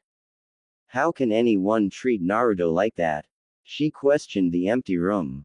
How can they act like he's not part of the equation, like he doesn't matter? He's a great guy. The first knew that even before he rescued me. Silver eyes flashed dangerously as she continued to replay the incident in her head. How dare they? She screamed, having worked herself into a fine fit of rage. She stopped her pacing suddenly and stood glaring across the room at the door. It was more than a little tempting to go after those whores and work them over a little bit as a release for her anger. But then she would have some very serious explaining to do afterwards. After all, she was a guest in Konoha, and to beat up some of the village's citizens, as low-life as they may be, it wouldn't be very good for her country's alliance. Sighing in frustration, Temari's more logical side started to take over, and she acknowledged that there really wasn't anything she could do about the whole encounter, especially now that it was long over. Maybe I shouldn't have started thinking about that. It's not exactly relaxing me. No kidding, check out your hands. Frowning, Temari lifted her hands as she wondered where that stray thought had come from, only to discover that her limbs were shaking uncontrollably. Strange. Heading back towards the couch, she tried to figure out what was causing her hands to tremble so badly. Her answer came in the form of her knees buckling, and she barely made it onto the couch before it felt like her entire body gave out on her. Obviously, her angry pacing and the short adrenaline rush that came with it had depleted her already tired body, so that it was now a struggle just to remain sitting upright. Groaning at the effort, she managed to bring her legs up and stretch herself out on the sofa before her strength completely gave out. This is so frustrating. I wonder why it's taking so long for me to recover. She felt her eyelids start to droop and cursed her own weakness, even as she wondered absently if she should go to the hospital to get checked out. You still need to go have that test done, like the old lady suggested. Her inner voice reminded her. Luckily, she was too tired to start getting upset over that reminder. Her eyes grew heavier, and she finally decided that it wouldn't hurt to close them for 10 or 15 minuets. Maybe after a quick rest she would feel better. Allowing her eyes to drift shut, she snuggled into the cushions. A faint smile touched her lips as she started to doze off. Naruto's couch smells like him, was her last thought before sleep claimed her. Dreadnought. Thank you, and well, Temari is stubborn as hell, she doesn't like being afraid. Chromie the squirrel. No awardness here, I've become a review junkie. Thank you for the compliment. Okay, I think that is it. So just for all of you wonderful people, here is another chapter. I hope you enjoy it. Happy Canada Day. Chapter 12. Kankuro sighed heavily as he dismissed yet another worried villager. Getting up from his usual chair that sat to the left of Gaara's desk, the puppet master slowly stretched, while individually cracking every one of his vertebrae before walking over to the office's window and peered outside. The same sight that had greeted him for the last 3 days was still there. A wall of churning sand surrounded the perimeter of Sana and rose over 100 feet into the air. It was like being in the eye of a very violent storm. Here in the center it was quite, almost eerily so. The sand never encroached on the village walls. Many feared that Gaara had either gone mad or lost the battle with the demon that was sealed inside of him. Kankuro knew that later was impossible. Gaara had once told him that since he and the demon Shukaku had bonded, the Tanuki no longer wished harm on anyone. As for his younger brother going mad, that was a different story. There was no telling what the volatile redhead would do if he believed his sister was lost to him. The puppet master wished he could tell Gaara that Temari was alive wherever she was.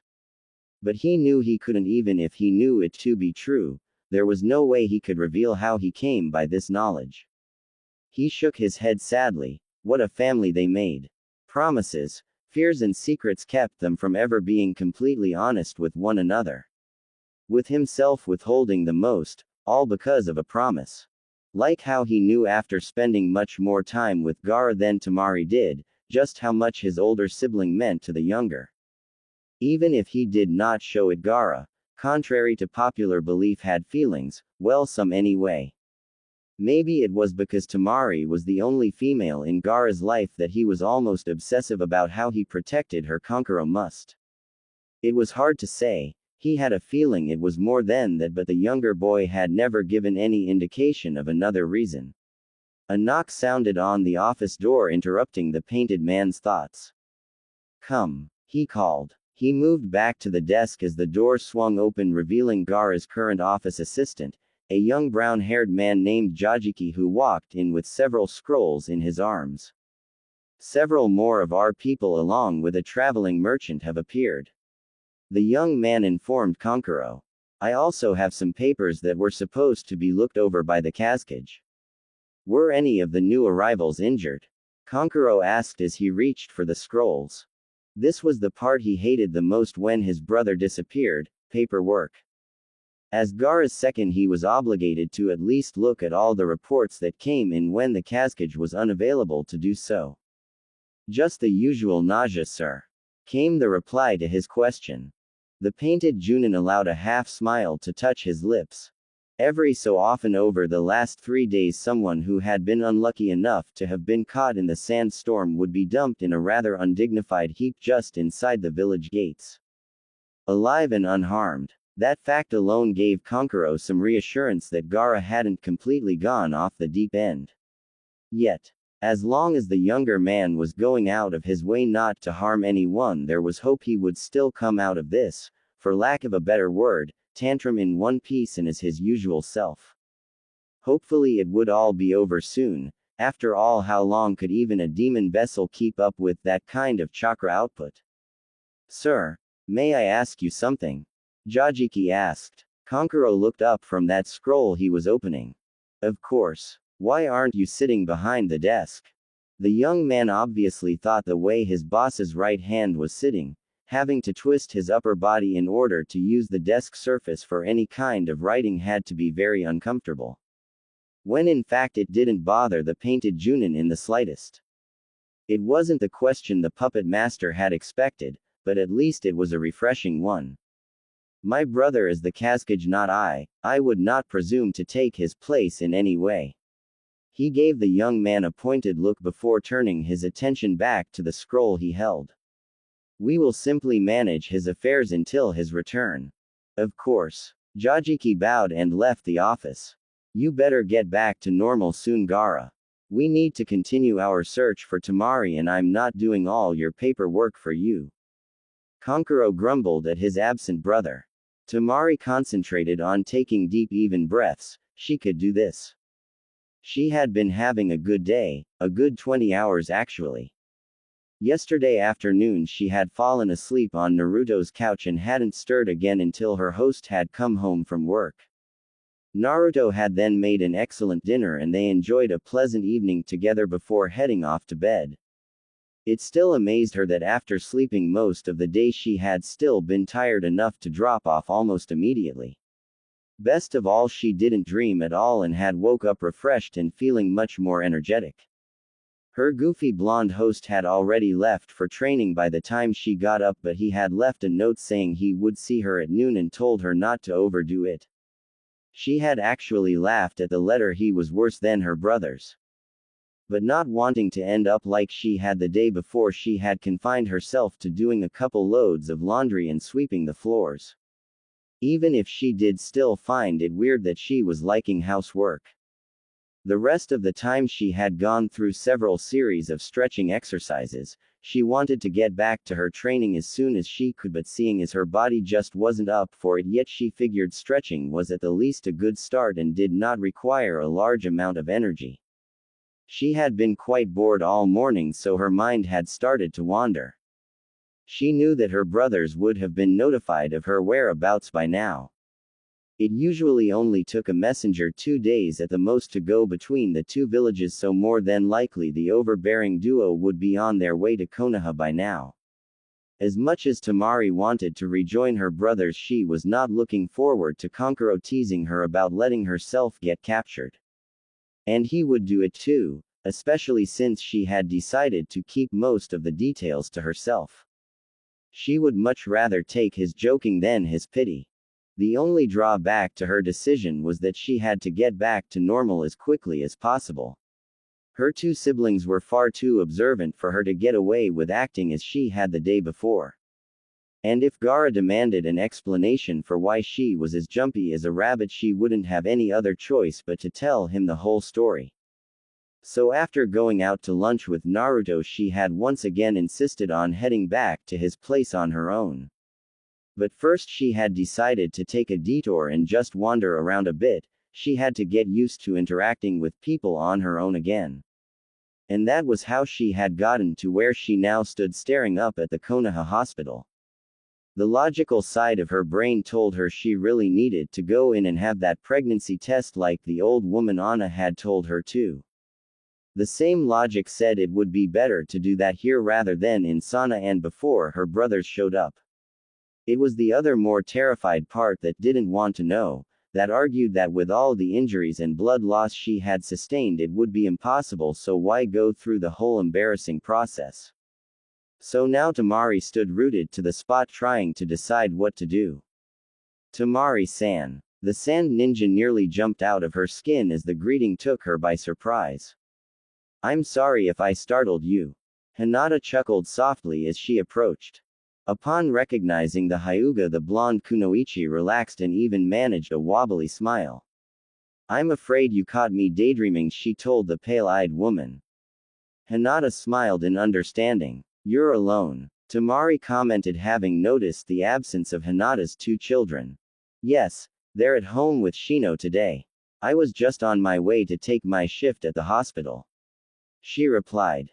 You're a medic, Nin? Yes. I've found a better use for my talents and blood limit. Ask her. You're comfortable around her. Temari's inner voice suggested. Deciding that it was a valid point, asking Hinata would be a lot easier than asking a complete stranger. Temari cleared her throat. Actually, I was trying to work up the nerve to go in there myself. She admitted softly. Oh, are you feeling alright? Hinata's voice was filled with concern. I am still getting tired rather quickly. Temari admitted. But there is actually a different reason. She bit her lip and hoped she wasn't going to start blushing again. And what would that be? The Hyuga asked gently. Well, I was, wanting to find out if I'm, pregnant. And she blushed. She couldn't help it. Maybe it would have been better if I was talking to a complete stranger. Oh. You think you're pregnant? Hinata asked, clapping her hands together happily. Her reaction was not what Temari was expecting and it completely threw her off. Well, it is possible and I just want to be sure. You know, in case there is a problem. That a stupid thing to say. She could have hit herself when the last words left her mouth. I can't help it, she threw me off. Now it sounds like you're exited or hopeful or something. Well, I'm certainly not going to tell her the truth. Temari's inner debate was interrupted when Hinata linked arms with her. I can take care of that for you. Hinata assured her as she dragged Temari towards the hospital building.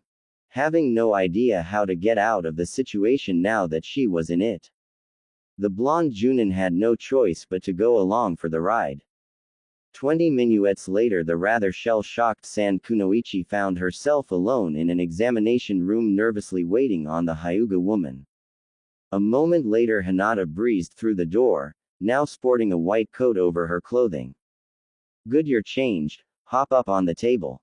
She instructed. Temari did as she was told, although she had no idea why she had to wear the drafty hospital gown. So you mentioned the other day that you had suffered some extensive injuries. Temari nodded. Can you tell me what they were? I'm not actually sure what all of them were. Cracked wrist, broken ribs for sure, and more than likely at least some internal injuries. Temari murmured, trying not to think about it too much. Naruto refused to tell me. She hurried to explain when Hinata gave her a questioning look. All he would say was that I was lucky to be alive. I see, Hinata said as the veins around her eyes started to stand out as she activated her blood limit. In that case, I better give you a full checkup. That comment made Temari a little nervous. She had no idea what the Hyuga would find and what conclusions she might come to. Some of your chakra paths are blocked or being inhibited slightly. Give me a second to fix that. Her pale hands moved quickly. Temari barely felt the fingertip touches that were used on various points about her body. Much better. Now I can see better. Hinata hummed, more to herself than Temari. It looks like you lost an awful lot of blood and your chakra is still very low. Temari nodded her understanding, no surprise there. A smile suddenly replaced the frown of concentration on Hinata's face. Amazing. What? You were right, Temari, you're pregnant. Temari blinked, stunned. She felt herself freeze up. She had no idea how to react. The medic Nin didn't seem to notice. Given the condition you're in and the obvious trauma suffered, it's a miracle that you didn't miscarry. Temari completely blanked out as the medic continued to talk while she finished the examination. Nothing registered. Her mind was numb, unable to absorb anything at all. Temari. A hand shaking her shoulder brought her senses back to the proceedings. What? Does that sound right? What? Confused, she made eye contact with Hinata. You're a little over 2 weeks along, is that what you were expecting? She hoped that the sound was enough of an affirmative as the rest of her voice was not willing to cooperate. You're very surprised, aren't you? Hinata asked gently as she gave Temari's shoulder a squeeze. Nodding, the blonde could only hang her head and stare at her hands. I almost died, it shouldn't be possible. She mumbled more to herself than to the woman standing next to her. She was dismayed when she saw a teardrop land on her clasped hands. Was she crying? They did more than beat you, didn't they? Hinata stated as she sat beside Temari and wrapped an arm around her shoulders. The blonde's head snapped up, her eyes wide. There is some scar tissue, nothing serious, it won't interfere with giving birth or any future intimate relations. Hinata assured her. Temari buried her now flaming face in her hands. She knows. I didn't want anyone to find out. It's not your fault, Temari. It's a risk we all take in this profession. Hinata said, misreading the blonde's reactions. I'm sure he'll understand. She soothed, giving Temari a one-armed hug. Who is she talking about? Temari wondered as she finally let her hands drop back to her lap. My brothers. No, she said, he not they. Wait. She doesn't think. You and your baby survived. Focus on that and I'm sure the two of you can work through it. The younger woman advised. She does. She thinks I'm involved with someone back home. Of course she does, stupid. Naruto's the only one who knows how long you were held. Taking several deep breaths, she tried to assimilate this new turn of events. I think I can handle that. Now get out of here before you say something stupid and she guesses the truth. Thank you, Hinata-san. I guess the news was a little more of a surprise than I thought it would be. Temari told the medic Nin as she got to her feet. The Sanjunin was proud of herself when she managed to keep her voice even. She even managed a smile, sort of. I better get going. I wouldn't want to keep you from your other patients. She continued as she reached for her pants. It was no trouble at all. I'm glad I could help. Hinata replied. But remember to take it easy. Your body is still very weak. Don't put any strain on yourself for a while, okay? Temari nodded her head even though the Hyuga's words barely registered. Hinata got to her feet as well and headed for the door. If you need anything at all or just want to talk, don't hesitate to call me.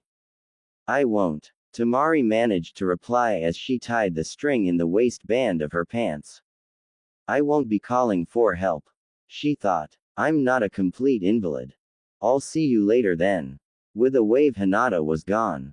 Temari quickly finished dressing and left the hospital as quickly as she could.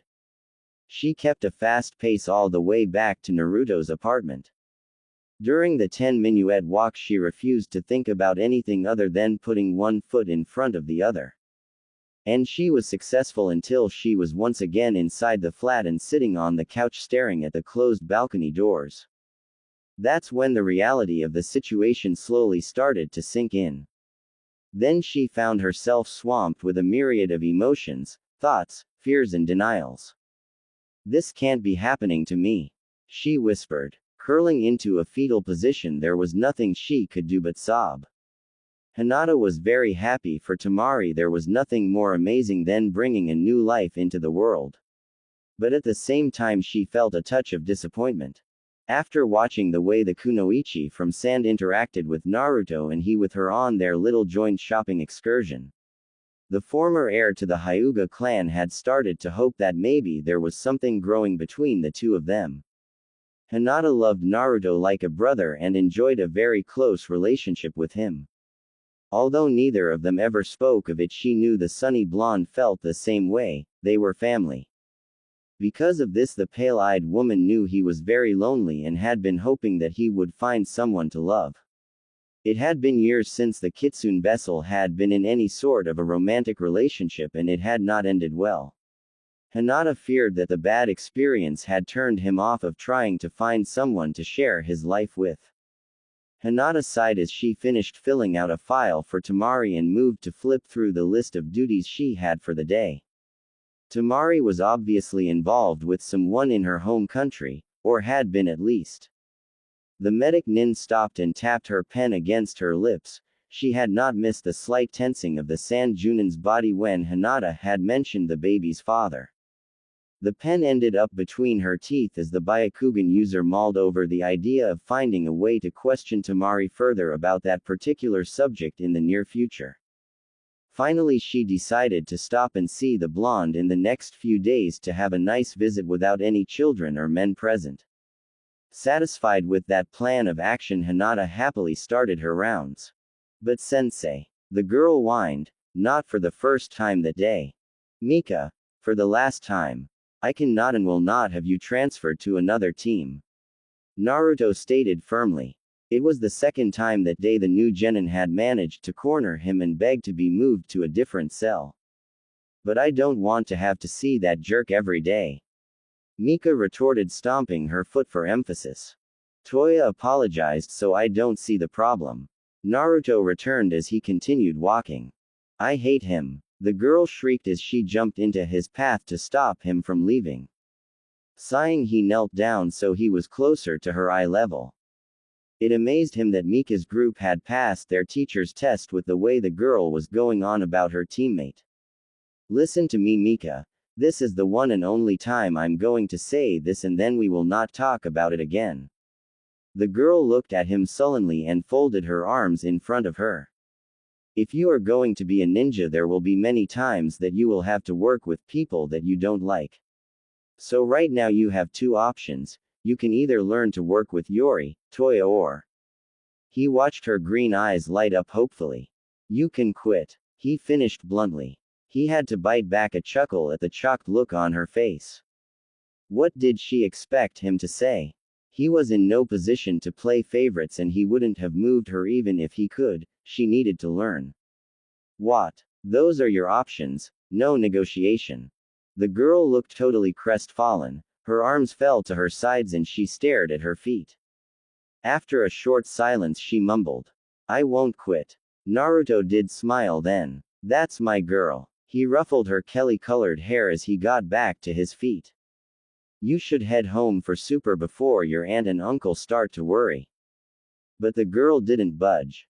And as much as Naruto wanted to get home, he couldn't leave the girl looking so dejected. "Call it a weakness. Want to know a secret?" he asked, leaning down as he lowered his voice almost to a whisper. It wasn't really a secret, but what the hell? She was too young to know that. "A secret?" she asked, her eyes lifting to meet his. "When I was first put on my team, Sasuke and I hated each other." Mika's mouth dropped. But you're best friends. Everyone says so," she protested. "Sure. Now we are. It didn't start out that way though." A frown quickly replaced her shocked expression. But I don't want to be friends with Yori, Toya, she stated.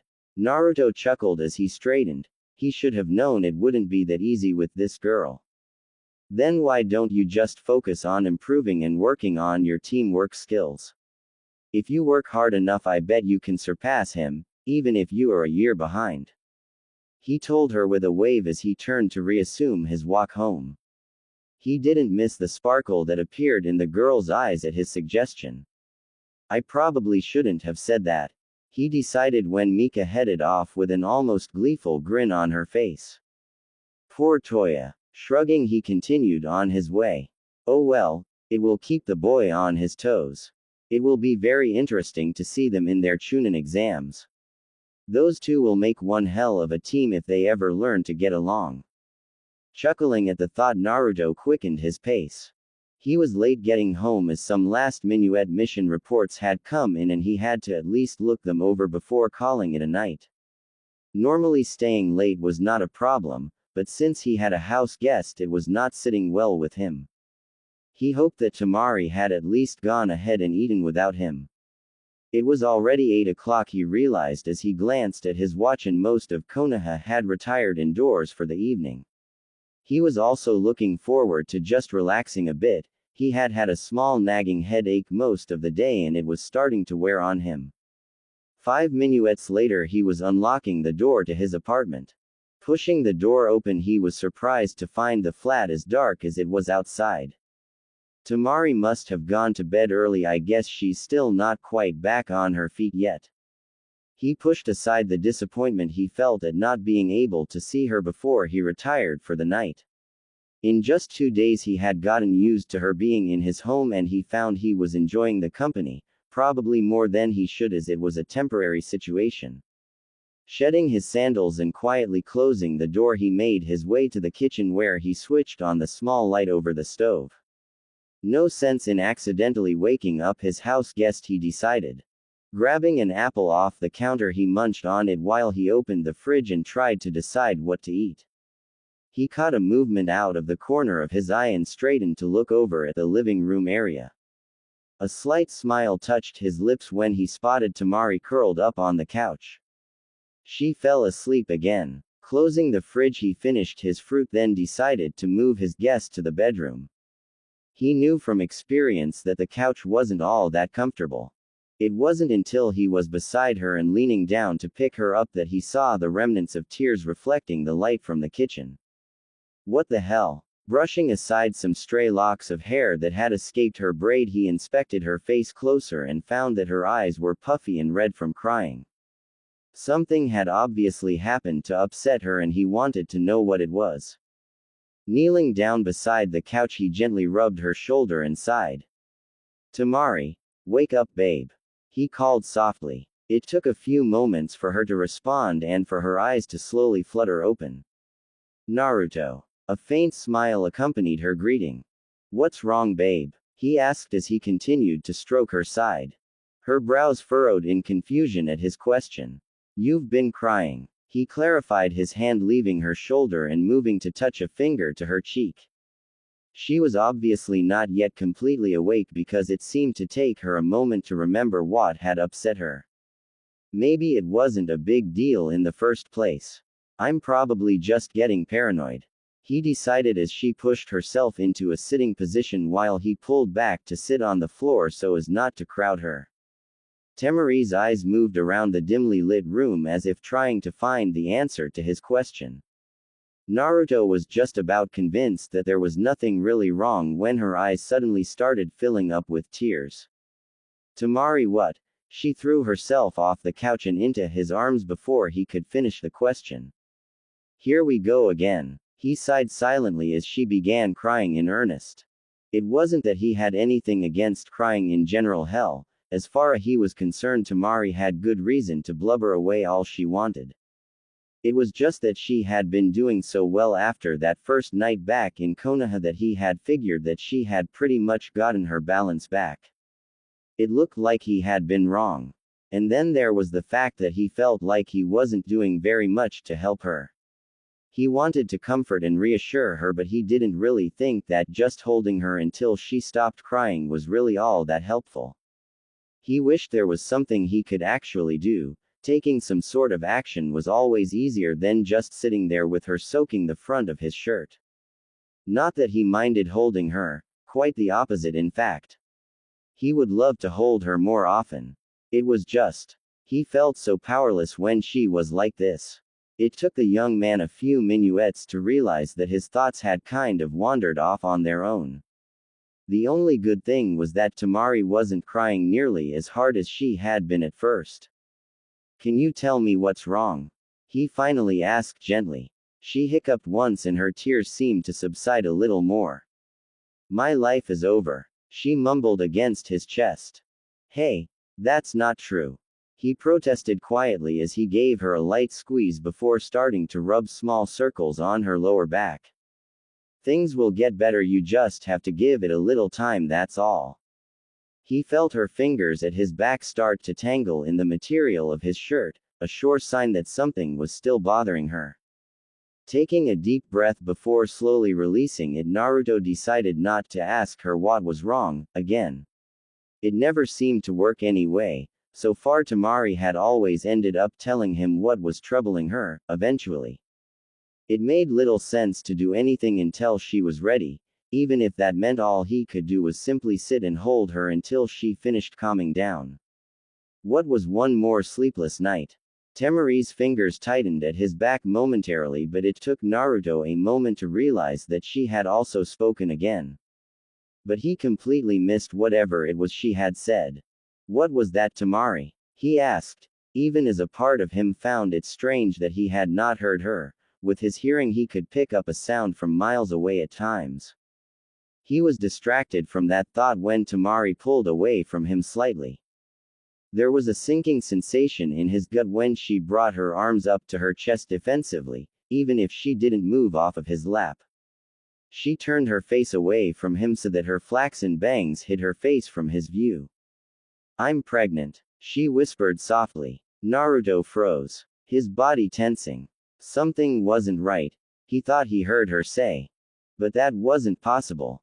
Technically. Okay, so it was possible, but the odds. Well, he had no idea what the odds were, but hell. It shouldn't have happened, not after all the damage her body had taken. His mind raced through all the medical training he had received, trying to remember anything about conception and the like. He came up with a total blank and then realized that it wasn't the time to be trying to figure out how it was possible, because it obviously was. Temari. His voice was rough and he was also at a loss for words. She visibly flinched away from him. Lifting his right hand, he gently grasped her chin, wanting to see her face, to look into her eyes. Don't, she entreated, moving away from his touch before she slid off of his lap as well. She moved to sit with her arms wrapped around her upraised knees. A chill swept through his body as she effectively shut him out with a single word. Part of him wanted to pull away from her as well, to leave her to deal with her own problems. It really didn't have anything to do with him anyway, it reasoned. If she didn't want his help, fine, he would leave her to her own devices. But he stayed, she was hurting. The pain rolled off of her being in waves, he could feel them. And no one should be left alone when they were feeling like that. He knew, he had experienced it many times. And besides, the more optimistic side of him pointed out, it was the first time she had moved away from his touch since the first day he had found her. Temari, listen, he moved to rest a hand on her feet. It's going to be all right. He tried to sound as reassuring as he could. But once again she refused to let him touch her as she moved her legs away. Don't touch me. Her voice was void of emotion. A kick in the stomach would have been less painful for the Kitsune vessel. He unconsciously took her rejection personally, as he tried desperately to figure out what he had done to cause her to turn away from him. Especially considering that at first she had been the one to seek physical contact and comfort from him. It was then that Temari chose to speak, revealing to the confused young man some of how her distraught mind was working. You think I'm disgusting, don't you? It wasn't a question but a statement. Her voice was flat and empty of emotion. What? Naruto's brow furrowed. Where had that come from?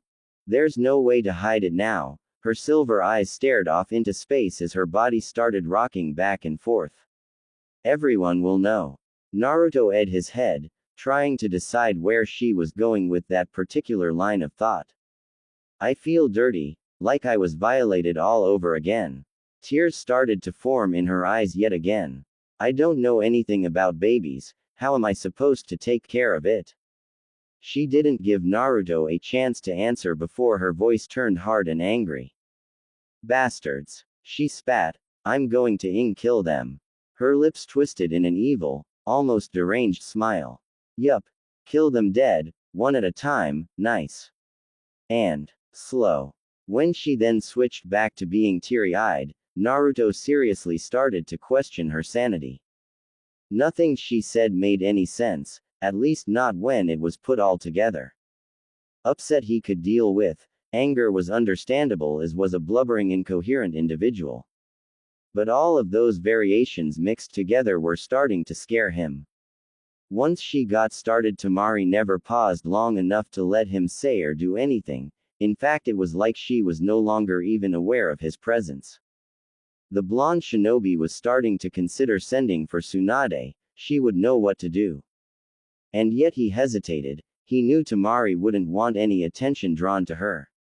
The kunoichi suddenly surged to her feet and started to pace around the room, her hands moving wildly as she continued to ramble. He also got to his feet and moved to turn on another light so he could see her more clearly.